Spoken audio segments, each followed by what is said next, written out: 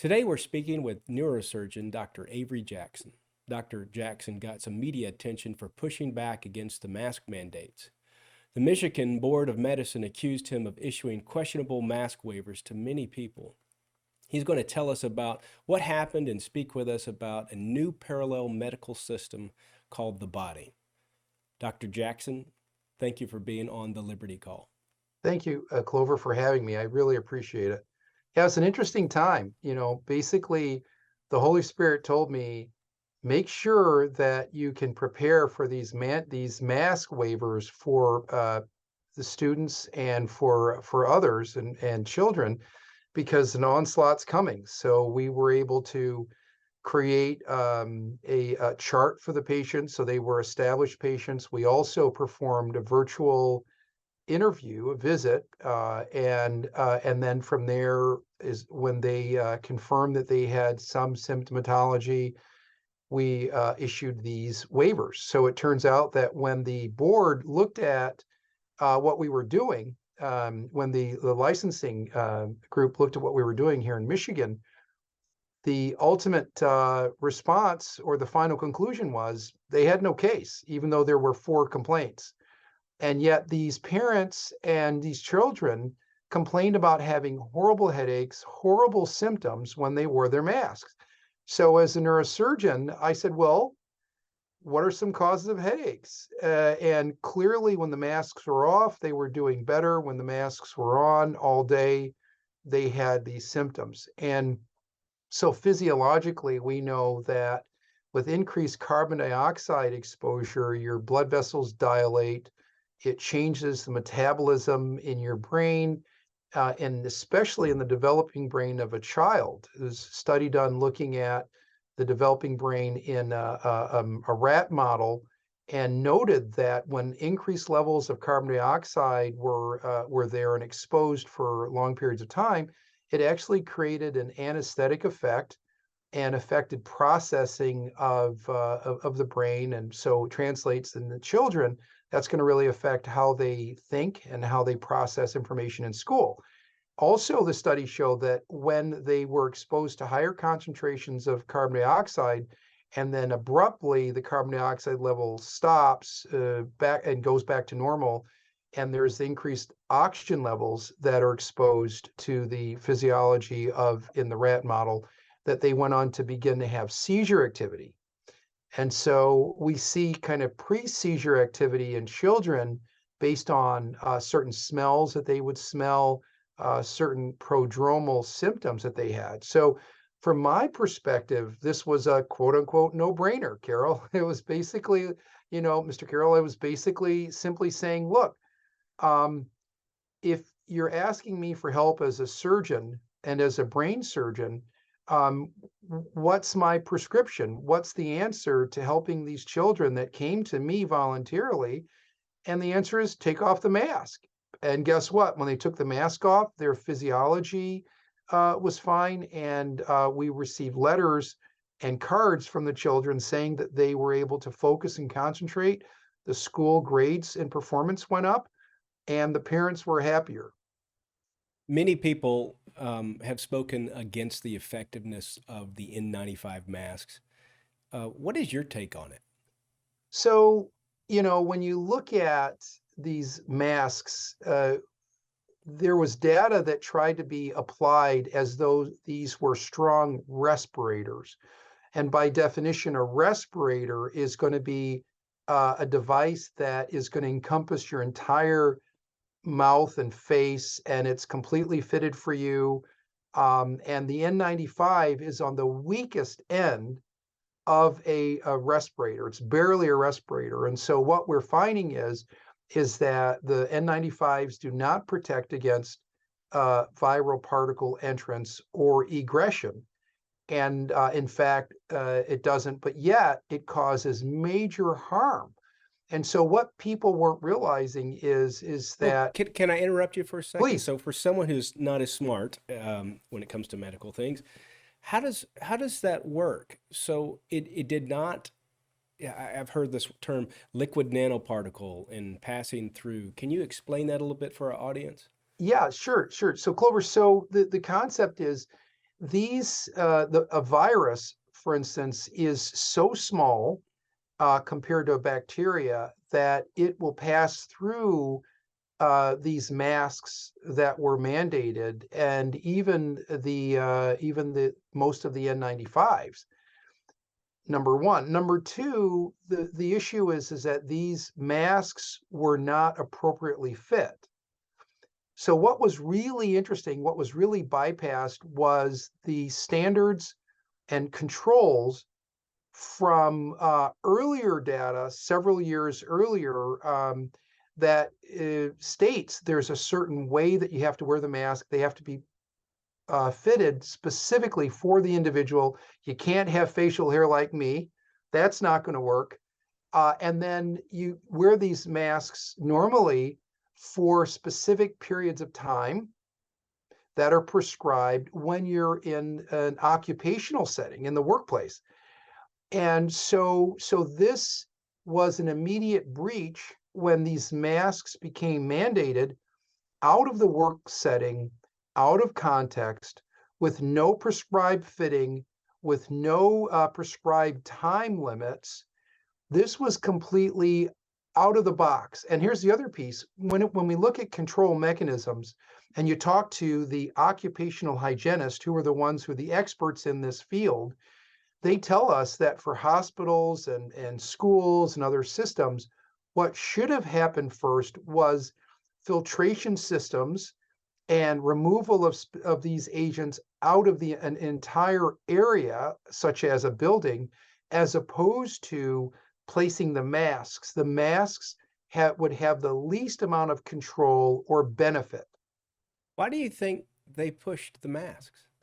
Well, because if you have a mask on, it's going to create symptoms, which later play a role when the vaccine's given. Also, the masks create fear. They decentralize the current structure, social structure within families, So within any given system.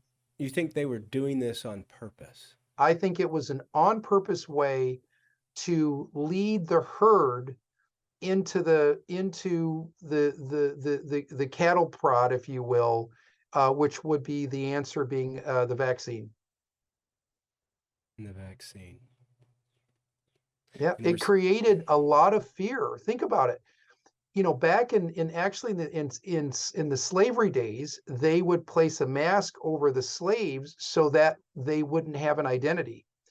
The first sign of our communication as babies is going to be the social smile, right? If you can't see that, interact with a person socially by looking at their face, that creates an inordinate amount of fear and anxiety that will fuel control of an individual and will dictate their future decisions based on anxiety and fear.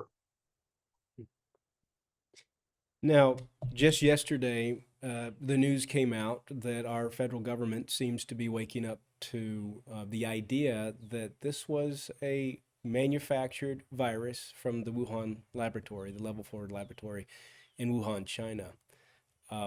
What are the implications if this was, in fact, a bioweapon and gain of function research was done, whether it was leaked on purpose or by accident? And we have news coming out that it could be that the CCP let it out to destroy the economies of rival nations. Can you speak to that at all? Can you speak to anything about that? Sure. Well, I'll tell you, Clover. You know, it's definitely, we believe that it's been weaponized. It's biologic. There's gain of function. We believe it actually occurred under the auspices of the United States, based on what we've seen so far. You know, what makes this interesting is that we've been here before. So when you look at swine flu and um, some of the other small pandemics that occurred, we ran into similar scenarios. And so we're kind of basically recapitulating kind of the same scenario all over again. And that's a real concern. And it's a concern because of how the messaging occurred on a national level. It's a concern in how long it took us to activate control mechanisms that were already in place since the 1970s. So it's clearly it's been an issue, and what we found is that it's affected individuals across the board. We saw that there was a huge concern when we didn't see safety data when there was this supposed answer in terms of a quote unquote vaccine. And that was alarming to many. We saw that when more than 50 people died of the vaccine, that should have been a wake up for many. Like in prior scenarios in the past, when we had pandemics and we try to roll out a vaccine, that should have been a wake up call. This should have been over in March or January of 2021. Right after the vaccine came out, it should have really ended at that point. And the reason why I'm fast forwarding to this quote unquote vaccine is because of all of the aspects around the rollout of the vaccine, how it was mismanaged as it relates to mandating a vaccine, how it relates to individual clinicians such as myself, and how we basically ignored our Hippocratic oath because of fear mongering, because of making decisions that were not aligned with our faith for those of us even who are Christian. That plays a huge role. And we know there was a lot of psychological warfare that was occurring as well. And we saw social pressure. We saw a quieting of opposition from the healthcare and scientific community when we were speaking out about this. We also saw that forcing, say, this vaccine on people under the age of 50, and especially in pregnant women and children, should have been a no-go. Because if you look at past precedents, whenever a new medication comes out to the market, first of all, there is we make sure there's disclosure about safety and risks and benefits. And all of us know, even when we remember, commercials, we see that a new drug comes out. And what do? They just give you a disclosure. And although it's really quick across the bottom, they say, well, this could cause blah, blah, blah, blah, blah, right? All these different complications. And it's an everyday scenario. Now, here we have a global presentation of a new medication or drug, whatever you want to call it, and without a disclosure or None of disclaimer that. at all. All we got was it's safe and effective. Safe and effective. And we know and now effective. it's neither safe or effective. Safe. And the concern is that we have people who took the vaccine for whatever reason. And again, I don't want to guilt anybody, but who took the vaccine and now they continue to take the boosters, and their immune system is starting to shut down, and they're more at risk for catching COVID and really the symptomatology of COVID. And so this is also a concern. And so my advice to those is don't take any more vaccine, please. Let's stop that. Let's work on supporting our health by vitamin C, vitamin D3, and other interventions that will be helpful to our immune system. Many people who I know in my circle that have gotten the vaccine and are continuing with the boosters, they're on their fourth round of COVID, maybe a fifth round. We never were vaccinated, and we had it once. Yeah, me too. I was never vaccinated, and we had it one time, and and got through it. And now that the Omicron variant came out globally, everyone is basically naturally vaccinated because everyone was exposed to Omicron. I mean, it spread very rapidly. And so we have to go back to what's our God-given mechanisms, which is our immune system that people don't talk about. So since God gave us the immune system, we get exposed to the Omicron variant, and now we produce T and B cell libraries that will permeate and change in such a way where now when we're exposed to a different variant, our immune system can tackle that virus. And so we have a head cold for a couple of days or what have you, but we won't get deathly ill. Very good. Now, this what you have mentioned has caused so much distrust in allopathic medicine, conventional medicine, and people like myself that were, hey, just trust the doctors. We were just used to trusting the doctor. The doctor says to do it. Maybe get a second opinion, but just trust the doctor. And we've been wronged in so many ways. We don't trust the doctors anymore. What's the solution? So Clover, I think there are well-meaning people out there, but number one, we should be apologizing to you. We should be apologizing to everyone to say, hey, we missed it. I think that's acceptable. The second piece is for those docs who stood up against the peer pressure, stood up against risk of losing their jobs or their lives, we should gain information from them. It turns out that I was talking to Peter McCullough, a good friend of mine, and he said that at the time I asked him this question, he said 100% of the frontline doctors, those doctors in general who were um, helping patients early on with early aggressive treatment, 100% of those docs are either Christian or Jewish. And you say, well, that's interesting, isn't it? And see, why is that? And it's because they put their faith ahead of kind of the norm, that the normative and the narrative that was being pushed. And so at this juncture, I'd say that, talk with your doc about these issues, find out where they stand. If they are not kind of aligned with your worldview, then I would find a doc who is. And one of the ways you can do that is we've created a parallel healthcare system that we're working on that has physicians and clinicians and patients alike. It's an informational based structure, which is, education and health, education in these areas are super important, and also even networking and referrals. And so if you go to www.thebodyhealthcare.com, you can sign up, and there is a membership. It's a membership association. So you fill out the membership agreement so that you're a member. And there's just a small fee, $10 for non-clinicians, $50 for clinicians a month.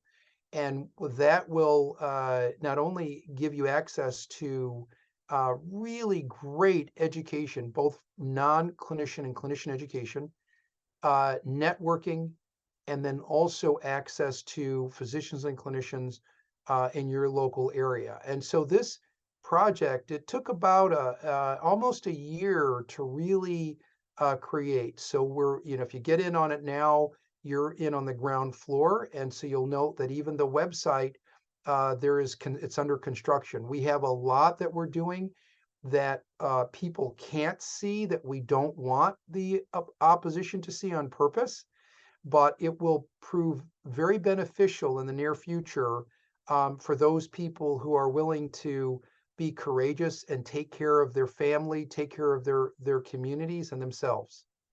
Dr. Jackson, thank you so much for your time. Thank you for being on the Liberty Call. Thank you very much. Thank you for tuning in to the Liberty Call, where we bring to light those fighting against tyranny and standing up for truth and freedom in America. If you want to see more content like this, please visit our website, thelibertycall.com. We also invite you to follow us on social media channels like Telegram, Signal, and Twitter, and YouTube while it lasts.